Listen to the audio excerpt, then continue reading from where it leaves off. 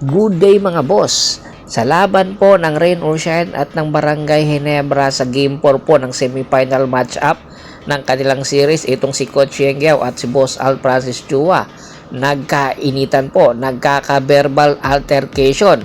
Ayon kay Coach Yengyao na i-intimidate ang mga referee sa presence nitong si Boss Al Francis Chua.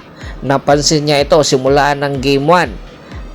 At nang magkamali ang isang referee daw, ay talagang pinatawan niya ng suspension agad. Pero kung ang Rain or Shine Elasto Painters, kung sakaling tawagan at nagkamali ng referee, wala daw na parusa, walang suspension. Dahilan para kausapin netong si Coach Yengyao during the game itong si Boss Al Francis Chua at pagbawalan, wag nang kausapin ang referee dahil na i-intimidate ang mga referee, natatakot daw. Kaya naman kung mapapansin mo, yun sa tawagan talaga, panalong panalo ang tawag ng Barangay Ginebra San Miguel kesa sa Rain or Shine Elasto Painters. Pero sa Game 4 ng nasabing laban, talagang yung mga adjustment na ginawa ni Coach Yengyao, bagamat ang import ng Rain or Shine Elasto Painters sa si Jalen Johnson ay foul trouble, hindi nawalan ng pag-asa ang Rain or Shine Elasto Painters. Talagang nag-step up ang kanilang mga bench. Pero hindi ibig sabihin nun ay hindi na talaga papansinin pa ni Coach Yengyao ang kanilang verbal altercation ni Boss Al Francis Chua. Kaya aabangan po natin sa susunod na game, sa Game 5, kung mayroon pa rin bang initan na magaganap. Samantala, sa debut game nga nitong si Simac or si Chris Macolo para sa kupunan ng Tropang Giga, ay talagang hirap na hirap itong si Chris Macolo or si Simac sa first half ng laban. Talagang hindi siya makaporma. Marami tuloy ang nagsasabi, hindi ba talaga ito physically fit pa, dahil nga ilang linggo na pong hindi naglalaro ito matapos nga ang kanyang stint doon sa Taiwan. Pero pinatunayan ni Simac na kahit hindi siya naglaro ng ilang linggo ay kaya niya pa rin bumawi. Kaya naman sa second half talagang binuhos niya ang 24 big points at isang dunk po ang ipinakita niya para dahilan para bumilib itong si Coach Chat Reyes sa kay Simac. Alam naman po natin na muntik na pong kunin ito bilang naturalized player ng Gilas Pilipinas si Simac ni Coach Chat Reyes. Marami tuloy ang nagsasabi debut game, minaalas daw itong si Simac, pero alam natin na ang import na ito, bigatin po ito, talagang babawi ito sa Game 5 po ng nasabing laban. Kaya ang kartada po ngayon ng Tropang Giga at ng Meralco Bolts, 2 win ang tolos. Ganun din po sa Barangay Ginebra, 2 wins ang tolos kontra sa Rain or Shine Elasto Painters. Kaya marami po ang nanood sa nasabing laban, almost 14,000.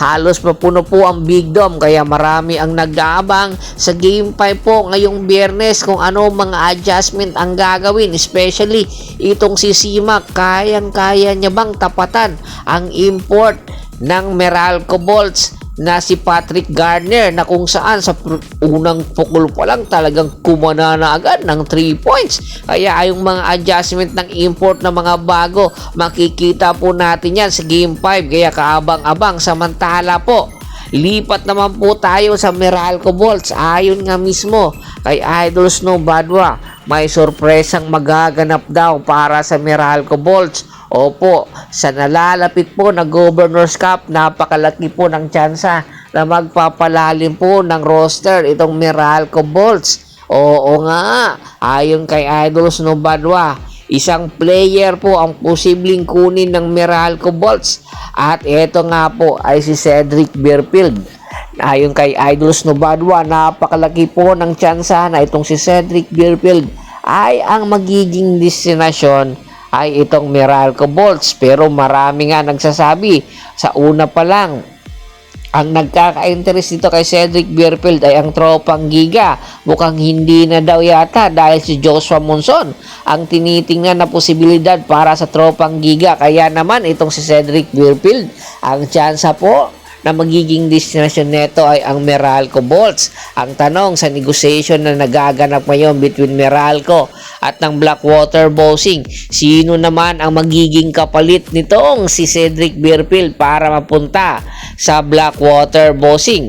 Pwede bang ibigay ng Meralco Bolts ang kanilang first round pick ngayong paparating na PBA rookie draft at isa na rin sa ibibigay? Ito bang si Breakman or si Mocon or si Casino? Kayang-kaya ba pakawalan ito ng Meralco Bolts para makuha itong si Cedric Berfield? Komento na sa baba ng video at pag-usapan po natin yan. Once again, this is Percival Montero at your service. Don't forget to subscribe my sports channel at don't forget to click the notification bell button para maging updated palagi sa kwentuhan.